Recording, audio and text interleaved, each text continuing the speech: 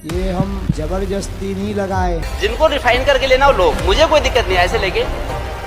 मुझे फर्क नहीं पड़ता कि जमाना क्या कहता का जूस, मैं गारंटी से एक बात कहता हूँ, आजकल तो लोग वारंटी भी नहीं देते।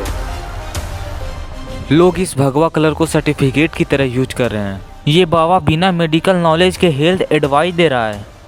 डायबिटीज के पेशेंट कपालभाति और मंडूकासन, ये कोई तो ऐसी बाकी बात कर रहा है जिस पे विश्वास करना इम्पॉसिबल है। शुद्ध देसी गाय के गोबर से यदि आप स्नान करते हैं, गोबर को शरीर में मलते हैं, कोई तो सिर्फ फूंक मार कर बीमारी ठीक कर रहा है। और ऐसे बाबा खुद बीमार पड़ने पर हॉस्पिटल में दिखते हैं। मुझे तो शर्म आती है हमारे देश भारत को धर्मनिरपेक्ष बोलने में, क्योंकि दुनिया में सिर्फ 7 अजूबे हैं और हमारे भारत में ऐसे अजूबों की कमी नहीं। क्योंकि कोई फूंक मार कर बीमारी ठीक करता है, कोई गोबर खाने को बोलता है, और बात यहाँ तक पहुँच गई है कि कोई बाबा को हेलमेट गिफ्ट कर रहा है। हेलमेट गिफ्ट में लाए। भारत एक ऐसा देश जहाँ हर साल हॉस्पिटल से ज्यादा तो बाबा बन रहे हैं। ये मैं हवा में बात नहीं कर रहा हूँ, भारत में हर साल 1 करोड़ से ज्यादा संत मुनि बाबा जो बोलना है बोलो बन रहे हैं। और यहाँ हॉस्पिटलों की संख्या मात्र 70,000, मोटा मोटी मानो तो मात्र 1 लाख के करीब।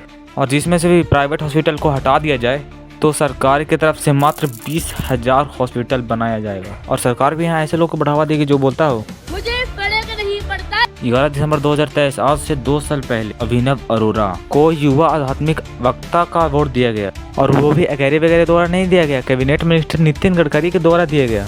खैर, अब बात करते हैं उस कड़वी रियलिटी की, जिसे सुनकर आपको लगेगा कि सच बोलना तो अपराध है। इस चेहरे को तो आप जानते ही होंगे, अश्वमित गौतम, जिसने 1-2 बात सच क्या कहती उस पर लखनऊ पुलिस ने FIR दर्ज कर दिया। कानून अंधा है ये तो मैंने सुना था, लेकिन इलेक्शन कमीशन काना खुतरा लंगड़ा लूला सब कुछ है, तभी तो इसे कुछ दिखाई और सुनाई नहीं देता। और तो और अभी अपने कदमों पर चल भी नहीं पा रहा है। मतलब आप सोच के देखिए, भारत में सच बोलना या ना बोलना दोनों बराबर है, मगर एक चीज जरूर बोलना। मुझे फर्क नहीं पड़ता कि जमाना क्या कहता है। इन दोनों सिनेरियो में दोनों लड़कों की उम्र सेम है। और आजकल सोशल मीडिया पे एक नया ही ट्रेंड आया है, इंटरनेट भक्ति। राधे राधे। तो आज रात्रि जब मैं कान्हा को बस बदल कर उनको सुला रही थी तो कान्हा सो ही नहीं रहे थे, बार बार उठे जा रहे थे। तो फिर मैंने कान्हा को बोला, कान्हा बहुत रात्रि हो गई है, सो जाओ। तो कान्हा फिर से उठ गए। फिर मैंने आराम से कान्हा को बैठाया और पूछा, अब आप मुझे बताओ, आप बार बार क्यों उठ रहे हो, सो क्यों नहीं रहे हो। तो कान्हा ने मुझसे कहा कि मुझे बहुत गर्मी लग रही है, मुझे कुछ ठंडा खिलाओ। मतलब मैं इसमें क्या बोलूं, आस्था के नाम पर जो जिसका मन कर रहा है वो कर रहा है।